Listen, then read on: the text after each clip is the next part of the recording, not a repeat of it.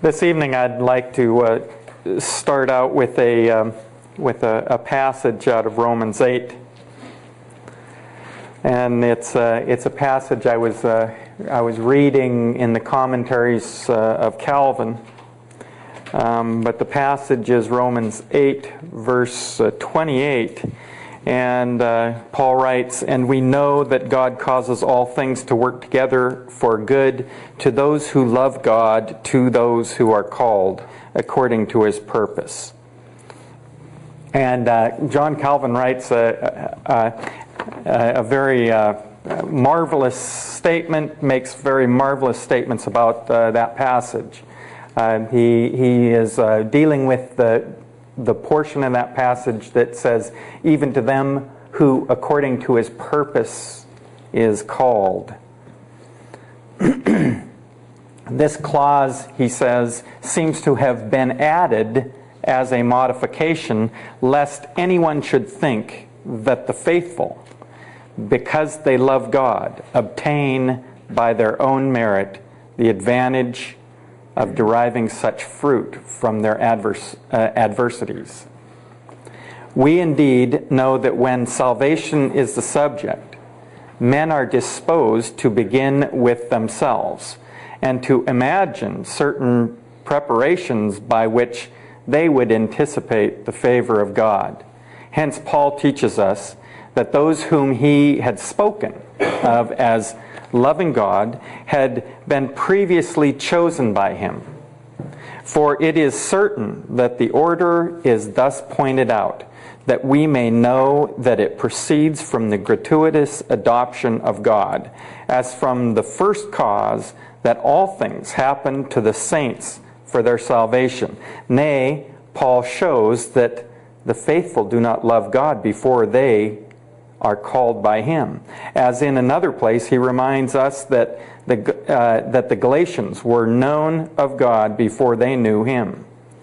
Galatians 4:9. It is indeed true what Paul intimates, that afflictions avail not to advance the salvation of anyone but those who love God. But that saying of John is equally true, that then only he is begun to be loved by us, when he anticipates us by his gratuitous love. You can see an incredible emphasis that Calvin takes. He always takes an action, an activity, a historical event, and puts it into a theocentric position. He is always focusing on God, never focusing on man, except in the sense that man must be humbled before God. And throughout his writings, throughout the writings of Calvin, you see this time and time again. The other thing that you notice in his passage, that he dealt with the context very well. Even though he was dealing with a short portion of that passage, he kept that in its grammatical context very well. When he says, he expands that into the love of God, because that's what Paul is talking about, the love of God. So he doesn't move away from that at all. You see, he's still keeping sight of that what will separate us from the love of Christ, what will separate us from the love of God. And he keeps that in vision. He keeps the context in mind as he writes a small portion on just a fraction of the passage. He truly was an exegetical commentarian. I also hope that you noticed that this epistle to the Romans was not a sermon. He didn't preach this. This was a writing commentary. Not too many people at the time were writing such. Most of Luther's works are sermons.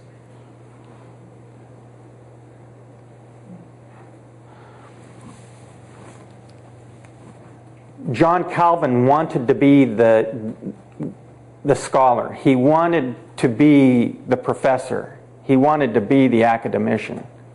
Yeah, Todd, you had a question. I was just going to say, wouldn't it have been read in the church? Yes. Calvin's commentaries would have been read in the church, especially in Geneva and Bern. But it was more than likely that many of these commentaries ended up as textbooks for exegetical classes.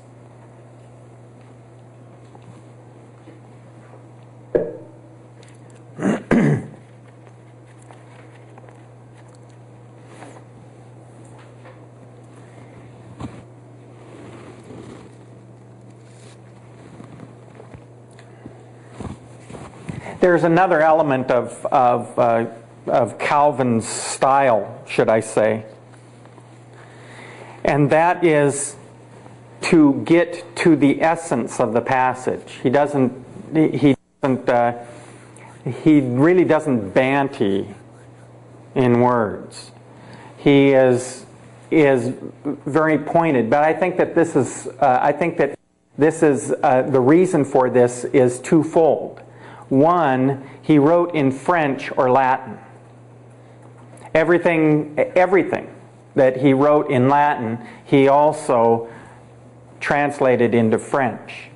But if you've ever worked with the French language, you know this, that it is not a technical language. And in fact, when I was at Kenworth dealing with the engineers in Montreal, we had to make sure that the build paper in which they used to build trucks at the Montreal Kenworth plant was technically able to get the truck manufactured. Well, what we found out was we found out that they were doing what they had done for years and not reading the build paper. and the reason is because many of the technical terms had to be in English. They didn't understand them. Now, that is also the case in theology, in the French. So I believe this also, that for instance, the Institutes, sometimes when you read them, you think, well, this is kind of simplistic, or his argumentation isn't as lucid as, say, Luther's. But I believe that the reason why that is because the French language is not as readily translated into English as the German. That the German is a highly technical language, and as a result, it translates very well into English. Whereas French does not translate as well into English, and the Latin even worse. And so that some of the greatest works in Latin and some of the greatest works in French are, in English, they lack. They miss the mark. And so the incredible writing of John Calvin would be understood better by a Frenchman than it would by an Englishman. Did that impact the Scottish Reformation? I believe it did. In that the predecessors of John Knox did not understand the French well enough to take Calvin's works and utilize them to their benefit. And so Scotland had its own Presbyterianism. Scotland had its own Reformation that seems very distinct from the Calvinism of the continent and of John Calvin.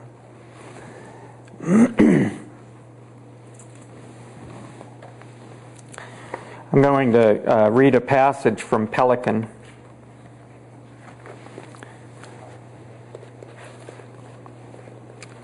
The will of God was a decisive factor. Calvin did not hesitate to make his own the axiom of Augustine that the will of God is the necessity of all things.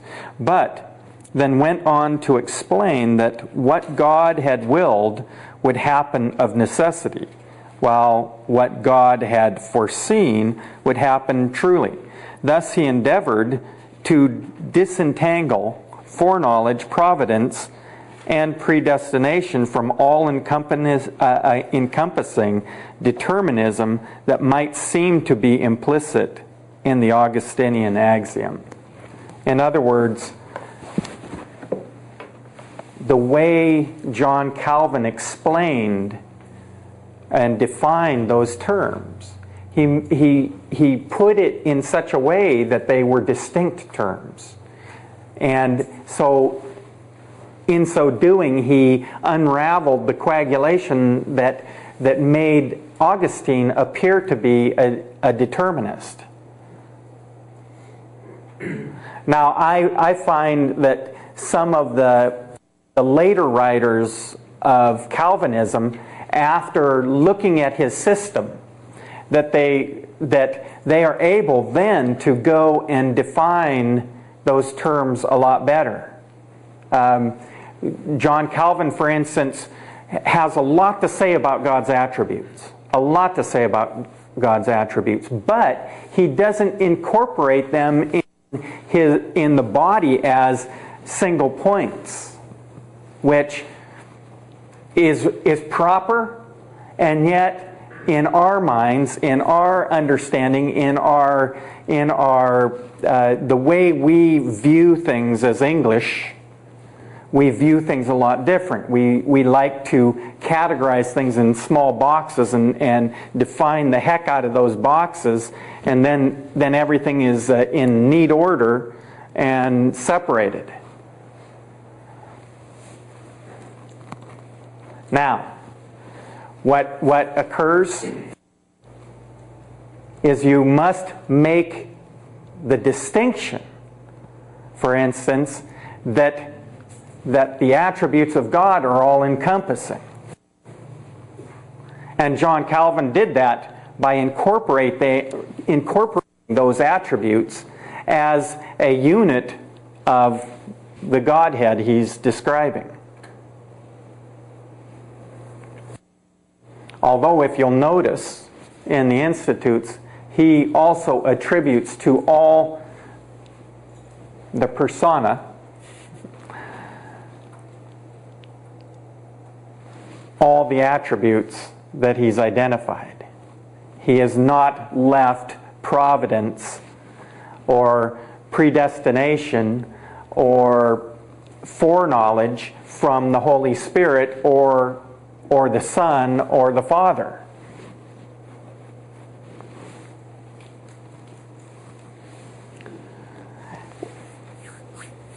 I think one of the nicest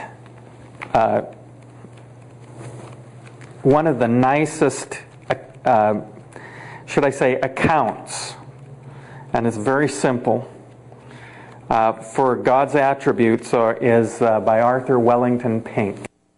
And it's called The Attributes of God, and it's real simple, real nice, but it's very nicely done too. And he covers and defines for the English person what Calvin's essence was, or what Calvin's system was. Now remember this, that Calvin didn't reinvent theology.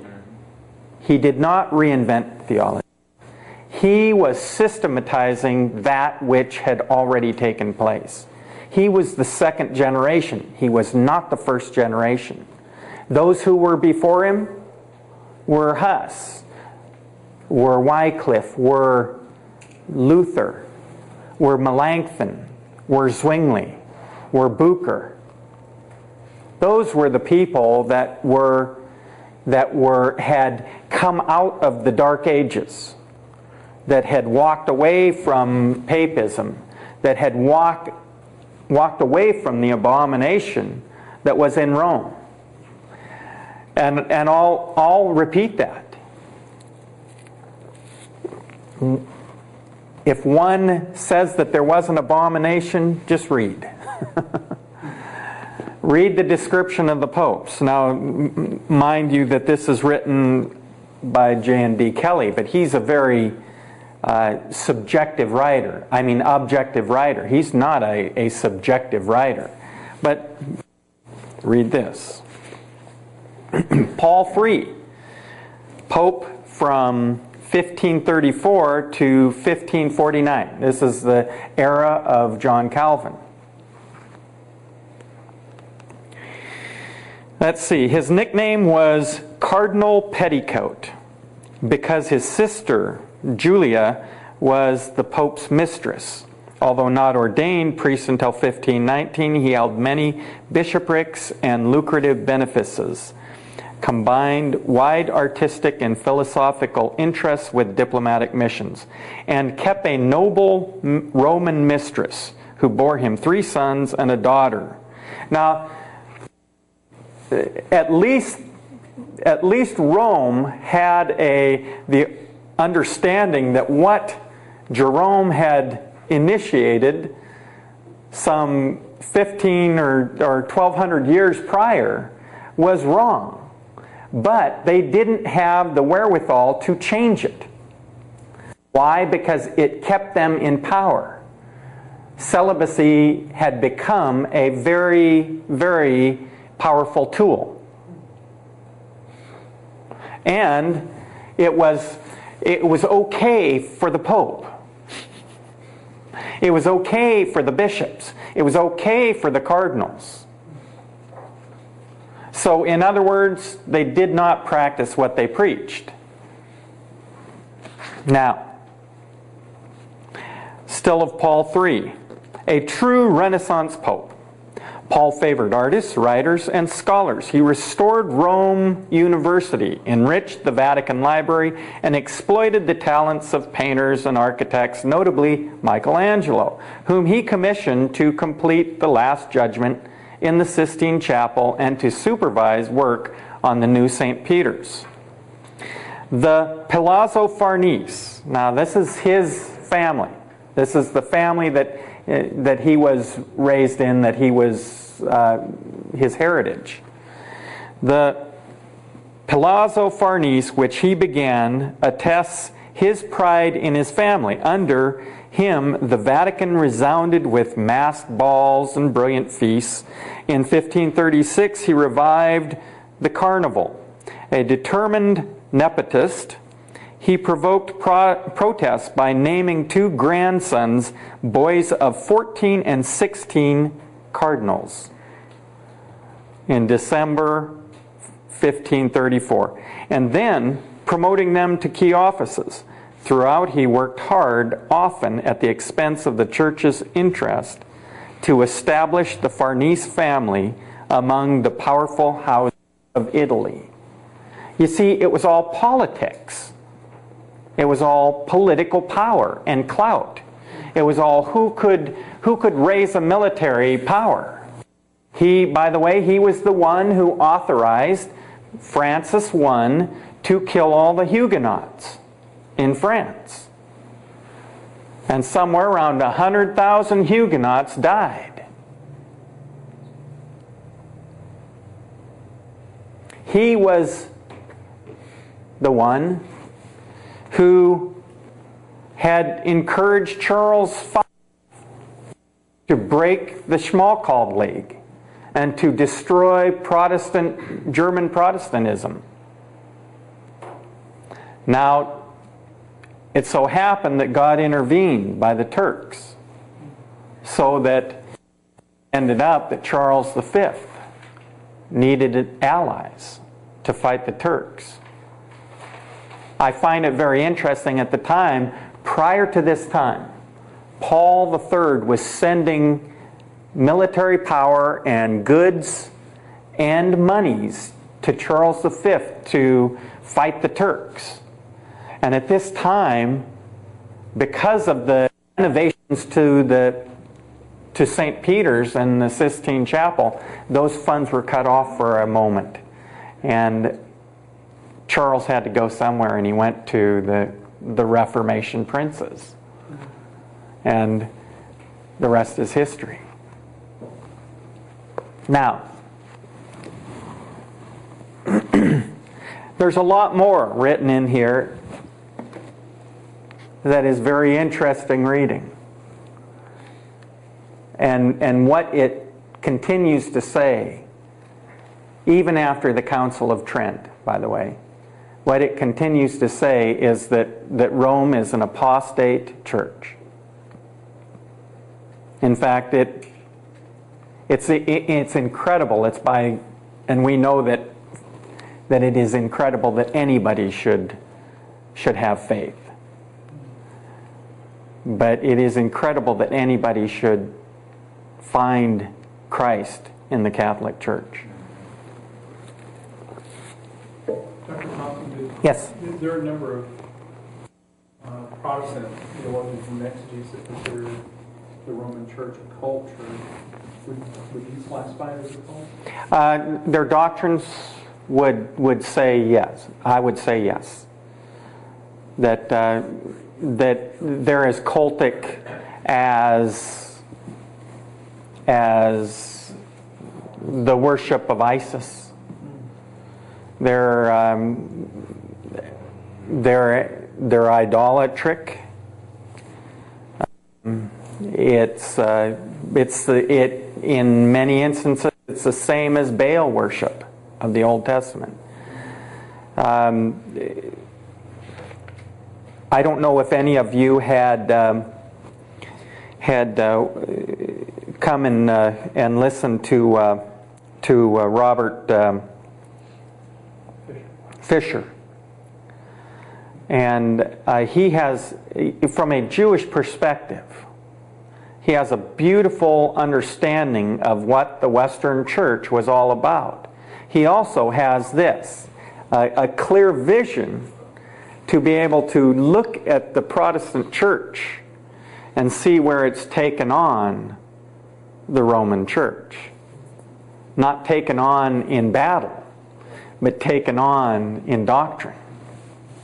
And so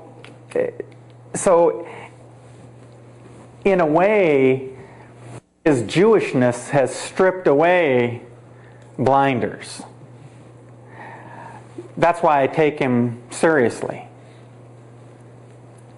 And yet I still understand this, that his affiliation is still with the letter of the law. Because being a Jew, he's not going to get away from that. But at the same time, he has a clearer view of history. He has a clearer view of what happened in Rome.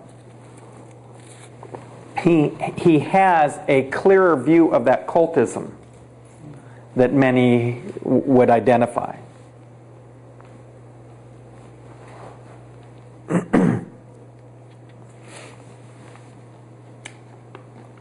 If you go away with anything in this class, it should be for a great, great respect for the Reformers and for their call. They were called out of darkness, and believe me, it was dark.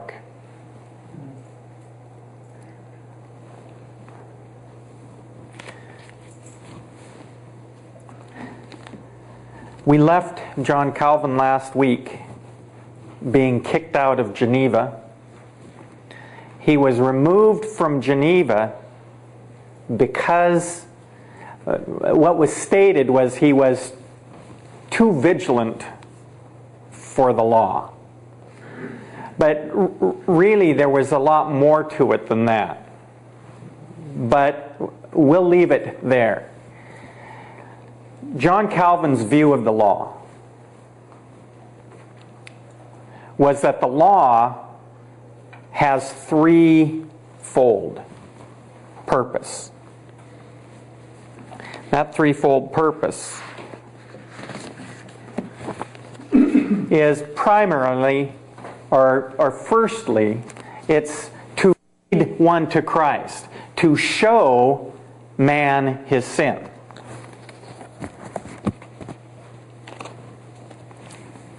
That in so doing, man realizes that he has nowhere to go except to grace, and that through Christ. So that the law is truly Christ-centered.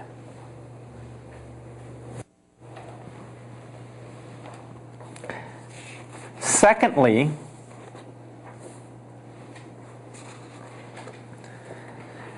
that it also, the law is used to restrain evil man or reprobate man or the man of total depravity.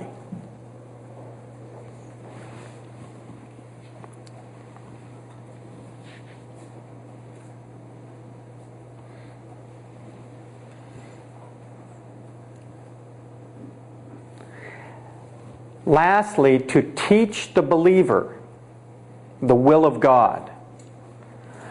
In a general sense, in other words, ushering him to Christ, and in a specific sense, in regard to behavior. And he said that's true worship. That is the worship of Romans, where the Christian, that his body becomes the temple, or is a noteworthy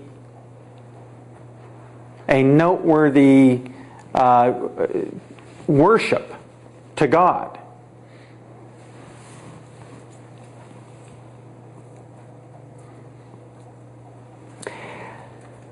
He was very intense there. And mind you, both Farrell and Calvin split the council.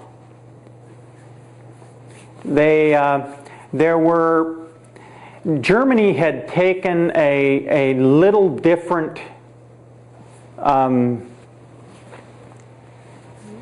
path. And remember, it was a path that disturbed Luther greatly. He felt that the theological Reformation did not have the impact that it should have had in the lives of the people. And that they were the same, that the serfs were still animals, and the princes were still barbarians in their treatment of the serfs.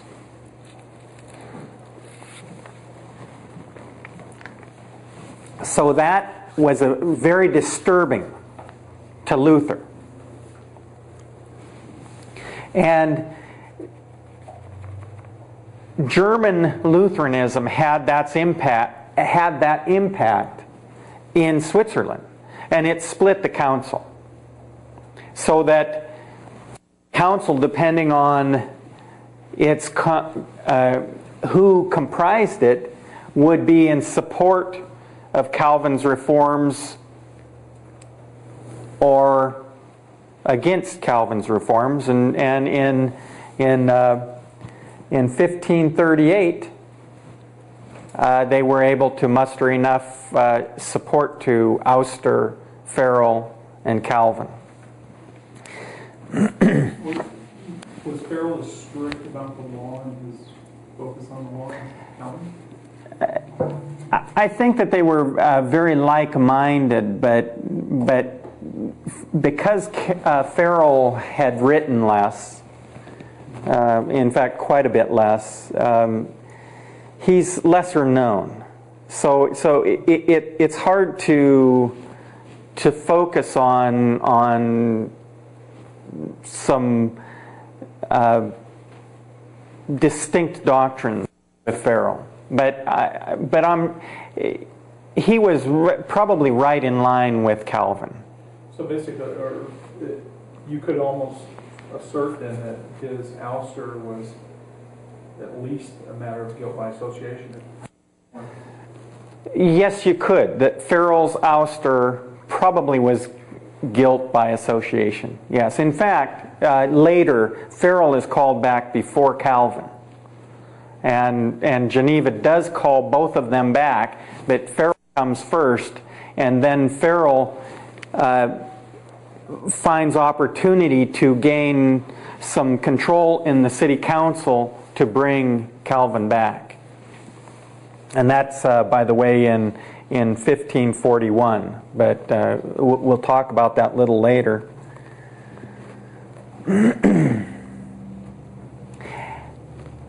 Calvin, at this time, when ousted from Geneva, he wanted to hang the pastorate.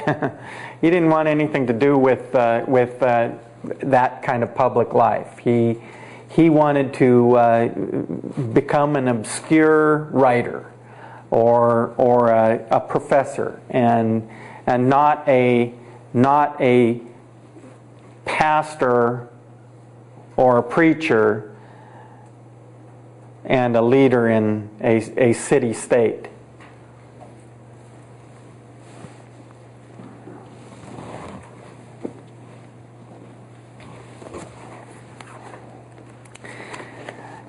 Atkinson writes, his experiences in Geneva had now utterly convinced him of his insuitability for this kind of public life. He was pretty bitter about that.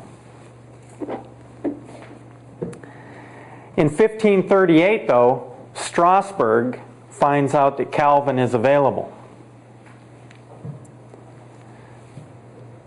And makes a call to Calvin. Please come lead the Reformation in Strasbourg. And Calvin refuses. Bucer did not take no. And remember, Bucer was one of the first generation guys. And so he had a little bit of clout. And he imposed on both Calvin and Farel to take positions in Strasbourg.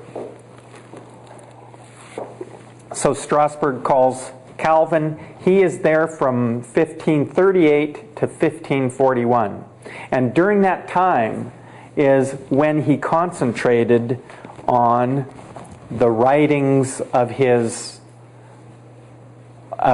commentaries. He concentrated on the Pauline epistles specifically, and some of his finest writings are at this time. He used it in a sense. He became the professor and pastor of the city, and later he was appointed as chair of the exegesis department. He also at this time converted the institutes from a catechism to a dogmatic theology. In other words, he made it more systematic and available for use in theological schooling at an advanced level.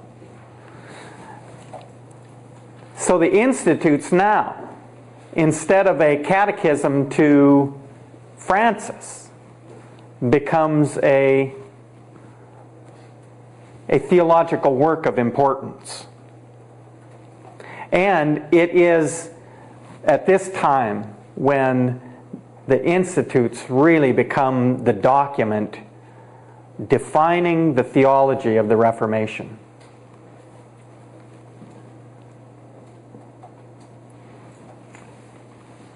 He also attended a colloquy that was called by Charles V in Frankfurt in 1539 to heal the breach of Christendom.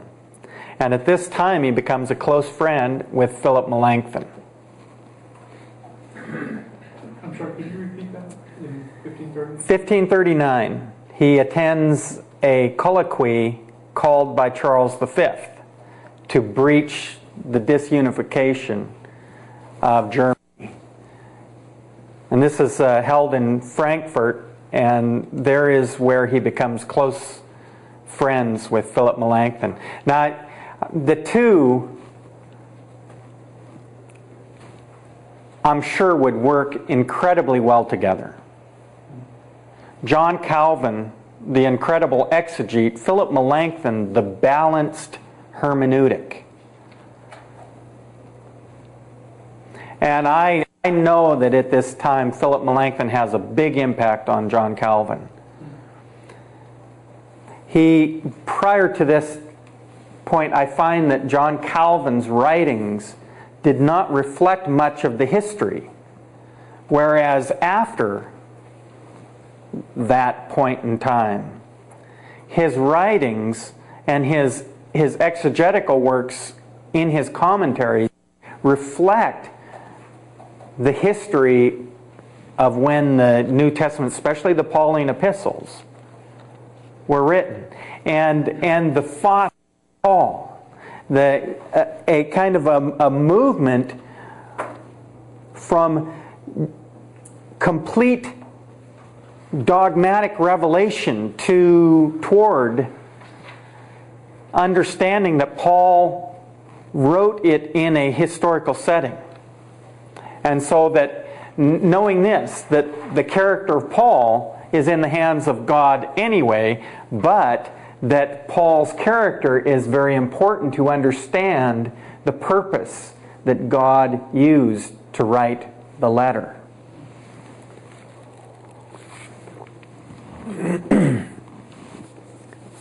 So his writings, particularly in regard to the epistles, become stronger and more balanced as a result of his friendship with Philip Melanchthon. Now, Philip Melanchthon, and we do not say too much about him, but his accomplishments were incredible.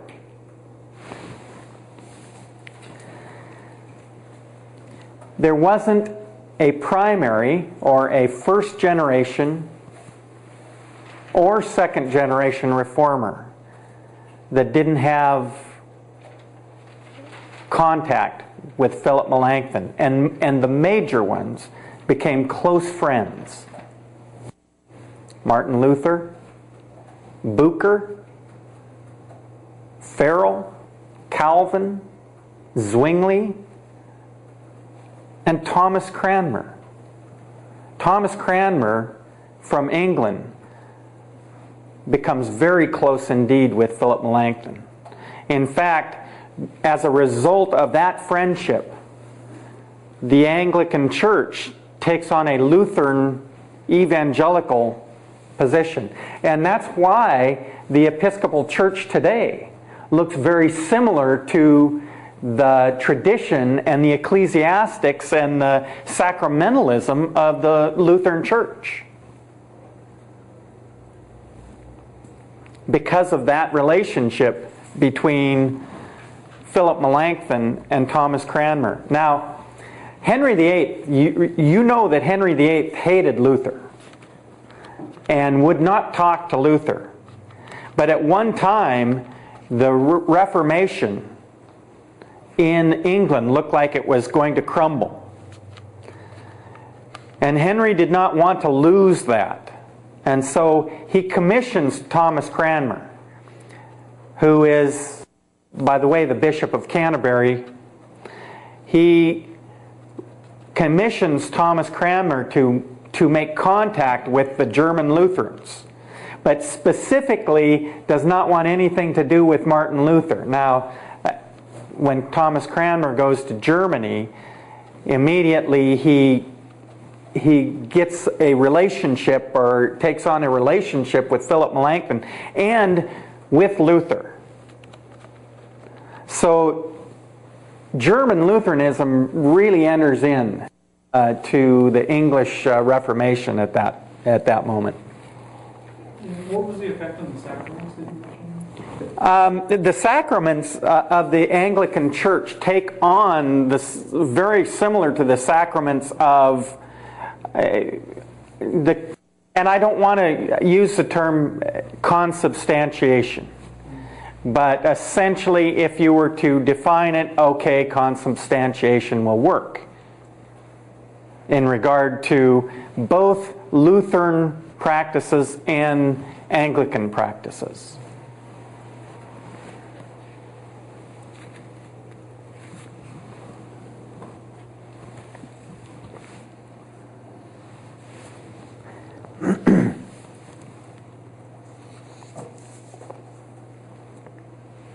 In regard to Calvin,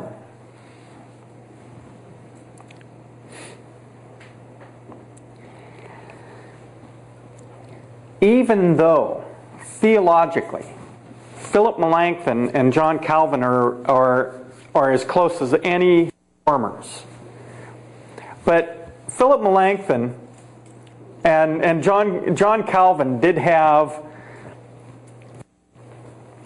a difference, and that difference was in liturgy. Now, of course, we already had spelled out some of the differences between Lutheran sacramentalism and Presbyterian sacramentalism and Zwingli sacramentalism. In fact, there was no sacramentalism in Zwingli's reform. But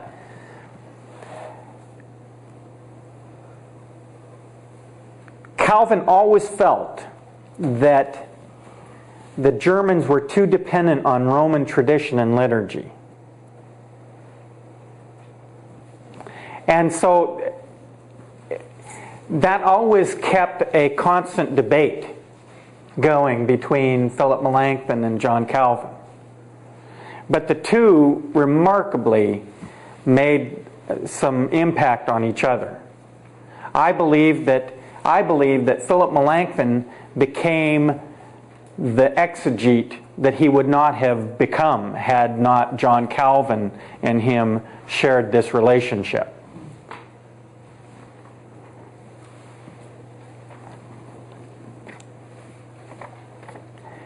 Philip Melanchthon becomes a stronger exegete. Now, I don't feel that he had become a stronger exegete than Martin Luther, but his grammatical structure increased. And the other part of it is that I'm not sure that there has ever been a stronger exegete than John Calvin, but his language diminished that.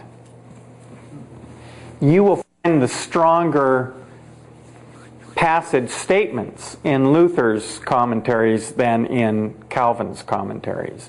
And yet in reading, and as I read that, you can also see the clear sense of grammatical context in John Calvin.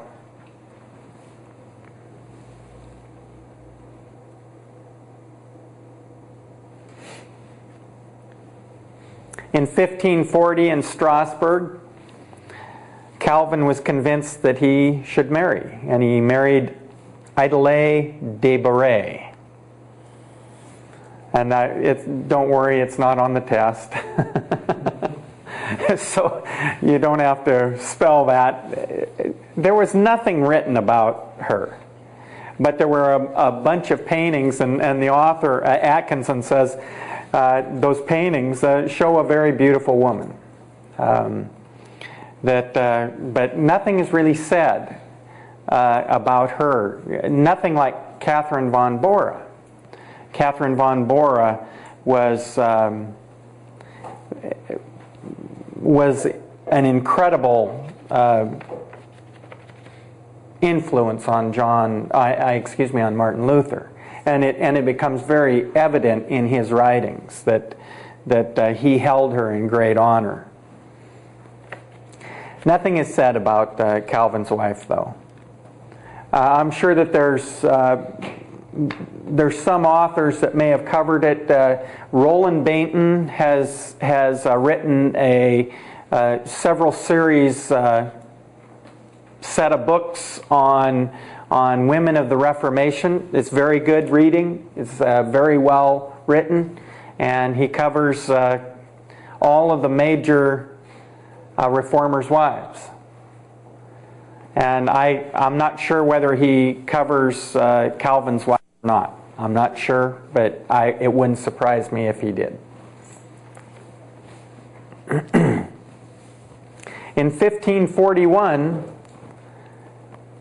early in the year, Farel is recalled to Geneva.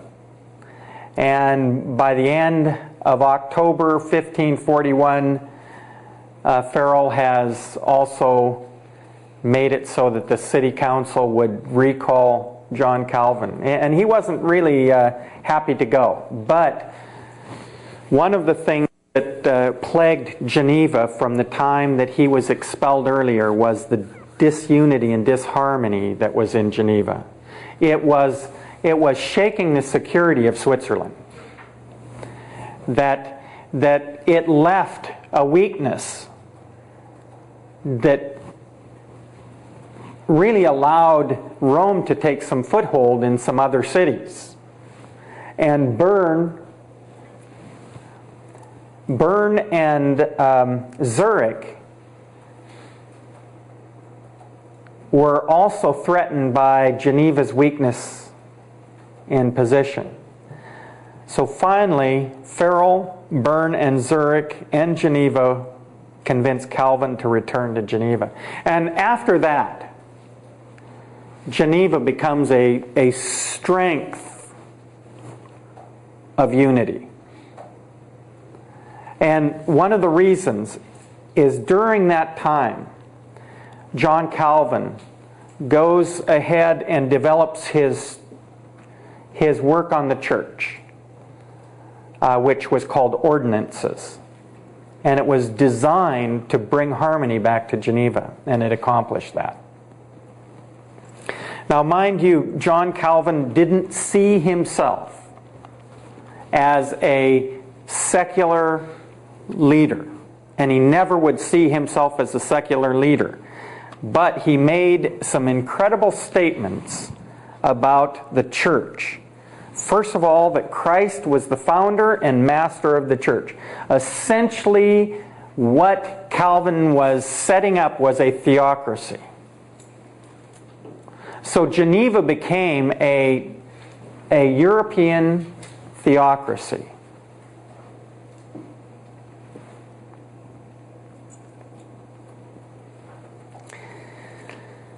He stated that rules Christ had left behind for the church's government. That the church was the body of Christ, and that church was the dead in Christ, the living, and the ones not yet born. And that Christ had set up 4 ministries to establish the well-being of the church, and that was pastors, doctors, elders, and deacons.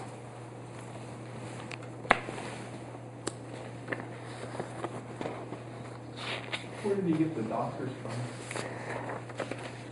Let me explain that.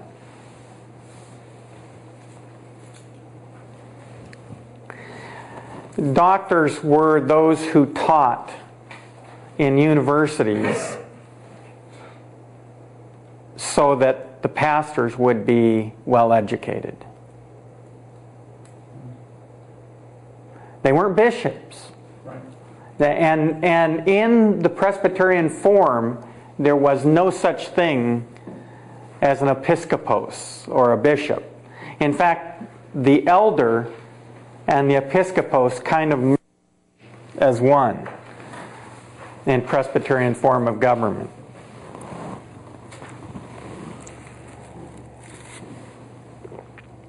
Pastors were chosen by the church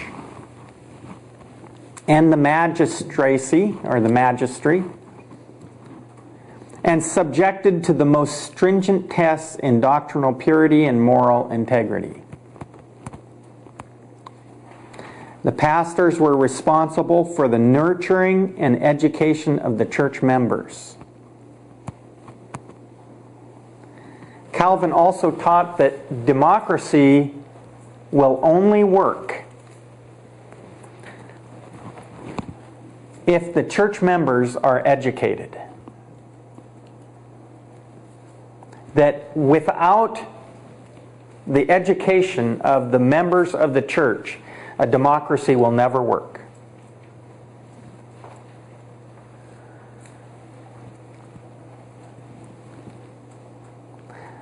Calvin had also realized that the Reformed faith could live in a democratic city only by an enlightened pulpit speaking to enlightened citizens.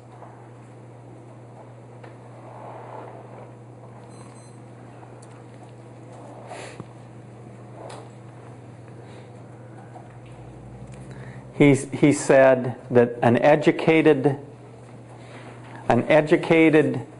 ministry needs educated laity.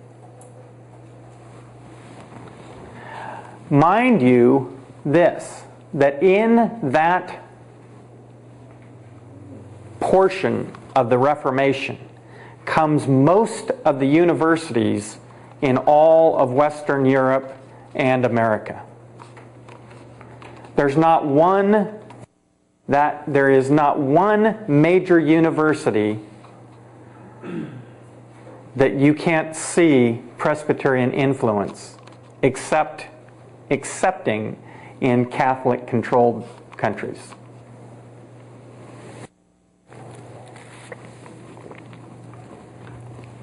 Even Cambridge. Alistair McGrath today.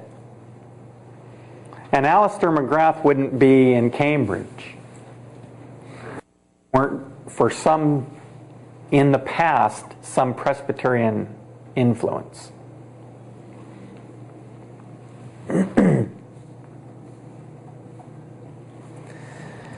Now, I want to reemphasize something that I had mentioned before, and that is the Scottish Presbyterian movement was a very far cry from Geneva Presbyterianism.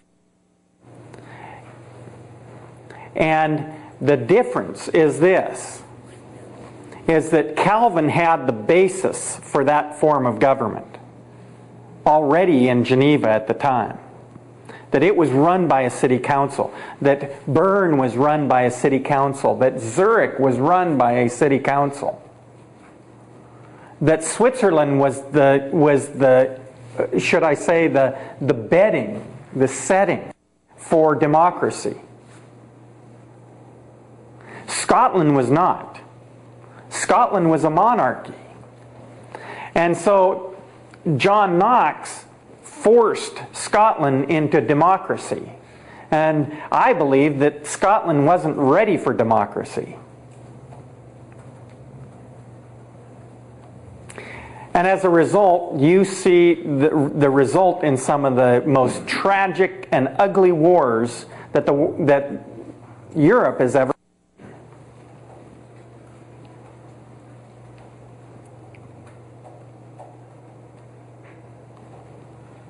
It is not that the theological Reformation did not need to take place in Scotland. It did. But I'm not sure that it was right that a political Reformation should have taken place.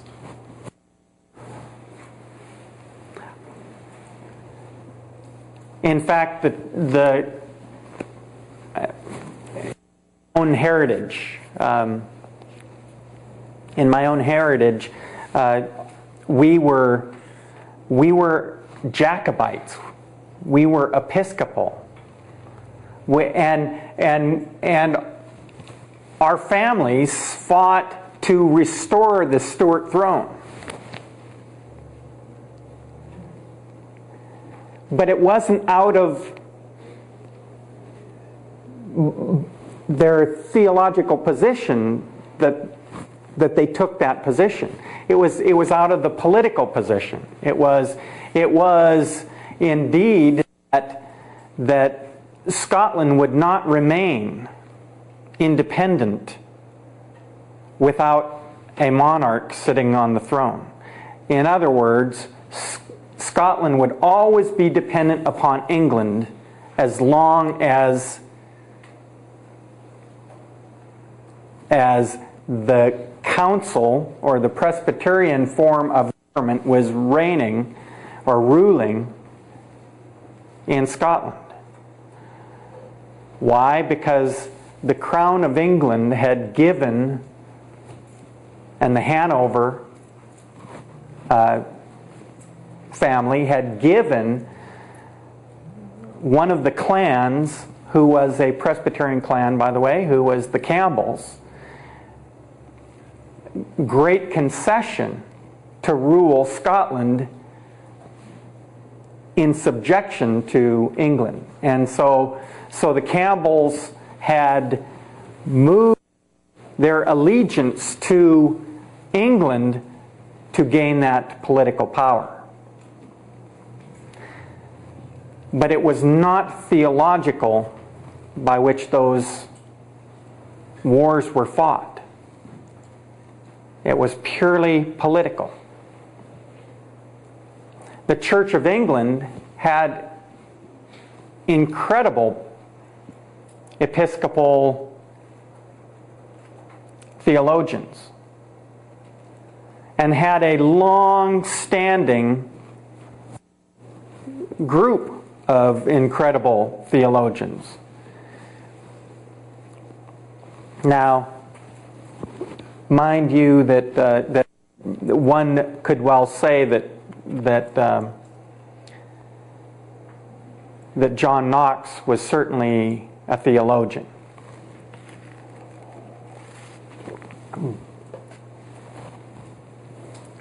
But John Calvin was at least willing to say this: democracy does not work unless there's an educated laity. And John Knox was not willing to say that. His statements were that the only way that a nation can be Christian is through democracy.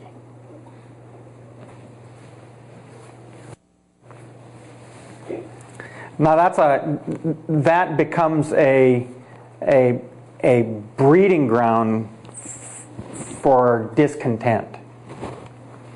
And what was more important to Scotland was whether they were going to be under the English or not. Could you state Knox's position again, for clarity? Knox had a position that Christianity could not survive in anything but a democracy.